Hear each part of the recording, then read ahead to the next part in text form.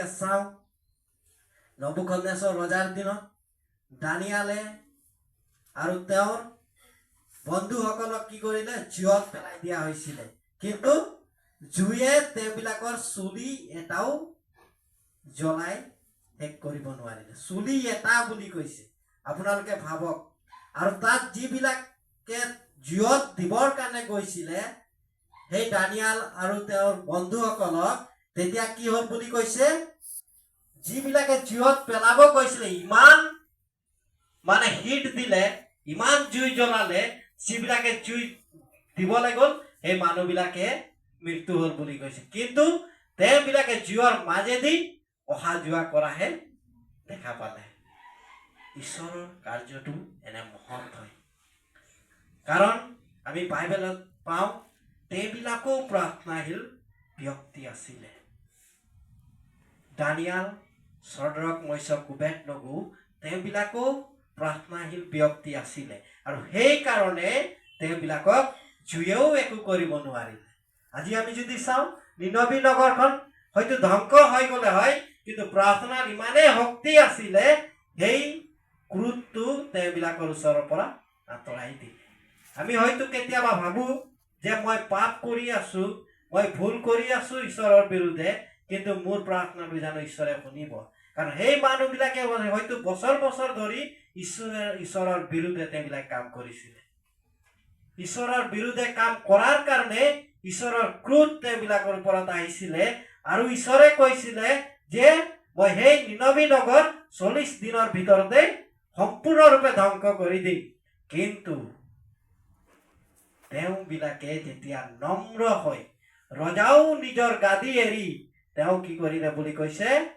ছাইত বহি ল'লে আমি কি বুলি কওঁ এইটো চৌকা জ্বলাই দিলে মানে খাৰ বুলি কওঁ ন তেওঁবিলাকে হানি ল'লে পিঠিত আৰু ক্ৰন্দন কৰি কৰি কৰি তেওঁবিলাকে প্ৰাৰ্থনা কৰিলে আৰু যেতিয়া তেওঁবিলাকে ক্ৰন্দনেৰে প্ৰাৰ্থনা কৰিলে তেওঁবিলাকে কি বুলি কৈছে সেই নিনবী নগৰ মৃত্যুৰ পৰা তেওঁবিলাকে ৰক্ষা পৰিলে তেওঁবিলাকে ধ্বংসৰ পৰা ৰক্ষা পৰিলে হয়তো তেওঁবিলাকে যদি মন পৰিৱৰ্তন নকৰা হলে এই সদুম গমোৰাৰ নিচিনা হলে হয় কাৰণ সদুম গমোৰাত এজন বিশ্বাসী থকাৰ কাৰণে ঈশ্বৰে কি কৰিলে তেওঁক ছাইড কৰি দিলে আৰু ছাইড কৰি সম্পূৰ্ণৰূপে সদুম গমোৰা ধ্বংস কৰিলে আৰু যিটো নিনবী নগৰৰ বিষয়টো আমি পাইছো এই নিনবী নগৰৰ কণ্ডিশ্যন আৰু সদুম গমোৰাৰ কণ্ডিশ্যন একেই আছিল কাৰণ সদুম গমোৰাৰ মানুহবিলাকে মন পৰিৱৰ্তন নকৰিলে আৰু তেওঁবিলাকে মন পৰিৱৰ্তন নকৰাৰ কাৰণে ঈশ্বৰে সম্পূৰ্ণৰূপে সদুম গমোৰাক ধ্বংস কৰিলে আৰু নিনবী নগৰৰ মানুহবিলাকে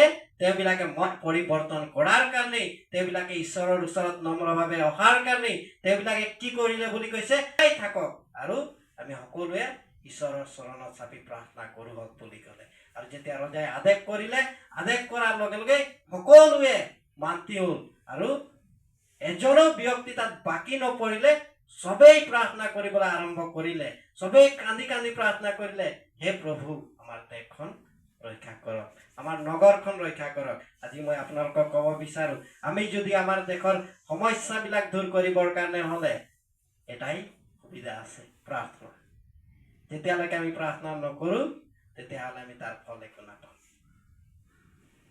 আমাৰ মেইন তৰোৱালটোৱে হৈছে প্ৰাৰ্থনা ঈশ্বৰে এনেকা কিছুমান ব্যক্তিক আমাক বাইবেলত দেখাইছে এই ব্যক্তিসকলৰ যোগেদি আমি গম পাইছো যে প্ৰাৰ্থনাৰে আচলতে কি কি হ'ব পাৰে হয় নে নাই প্ৰাৰ্থনাৰে আচলতে কি কি হ'ব পাৰে আমি গম পাইছো তেওঁবিলাকে ৰক্ষা পালে আৰু আজি আমিও ৰক্ষা পাব পাৰো আৰু সেইকাৰণে আমি প্ৰাৰ্থনা কৰিব লাগে আমাৰ জীৱনত থকা সমস্যাবিলাকৰ কাৰণে প্ৰাৰ্থনা কৰিব লাগে আমাৰ দেশবিলাকৰ কাৰণে প্ৰাৰ্থনা কৰিব লাগে আৰু অন্যান্য ঠাইত যিবিলাক সমস্যা হৈ আছে সেইবিলাকৰ কাৰণে প্ৰাৰ্থনা কৰিব লাগে আজি আমাৰ খ্ৰীষ্টিয়ান কিছুমান মিছনেৰীবিলাকে বিপদত আছে তেওঁবিলাকৰ কাৰণে প্ৰাৰ্থনা কৰিব লাগে আৰু আমাৰ ওচৰে পাজৰে থকা চাৰ্চবিলাক আছে তেওঁবিলাকৰ কাৰণে প্ৰাৰ্থনা কৰিব লাগে পাষ্টৰবিলাকৰ কাৰণে প্ৰাৰ্থনা কৰিব লাগে এনেকা প্ৰাৰ্থনা কৰিব লাগে যাতে পাষ্টৰবিলাকৰ মিনিষ্ট্ৰীৰ যোগেদি আৰু দুইজনে ঈশ্বৰক জানক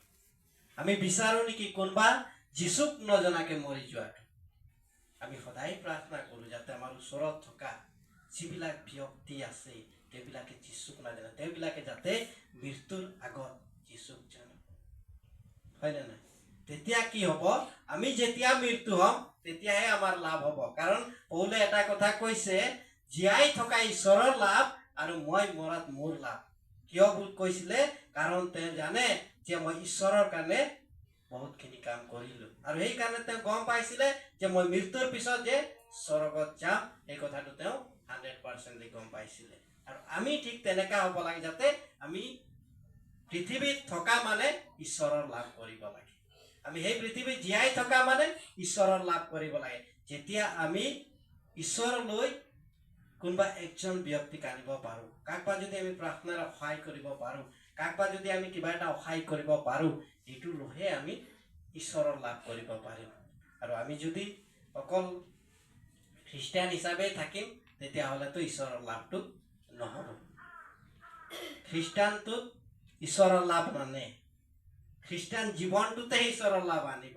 আমি কাকবা ঈশ্বৰৰ বাক্য কৈ, কাকবা আমি গস্পেল দিয়াৰ পিছত তেওঁ যেতিয়া ঈশ্বৰক একচেপ্ট কৰিছে, তেওঁৰ পৰিয়ালটো একচেপ্ট হৈছে, তেওঁবিলাকৰ আত্মাবিলাক ছেভ হৈছে, তেতিয়াহে ঈশ্বৰৰ লাভ হ'ব। আমি যেতিয়া মৃত্যু হ'ম, আমাৰ মৃত্যুৰ পিছত আমাৰ আৰু এটা বিচাৰ আছে বুলি কৈছে বাইবেলে, যেতিয়া আমি ঈশ্বৰৰ ওচৰত যাম বা যীশু খ্ৰীষ্টৰ ওচৰত যাম, তেতিয়া আমি এই পৃথিৱীত কি কৰিলোঁ, মাংস ভাত খালোঁ, মাছ ভাত খালোঁ, এইবিলাকৰ হিচাপ আমাৰ নহ'ব।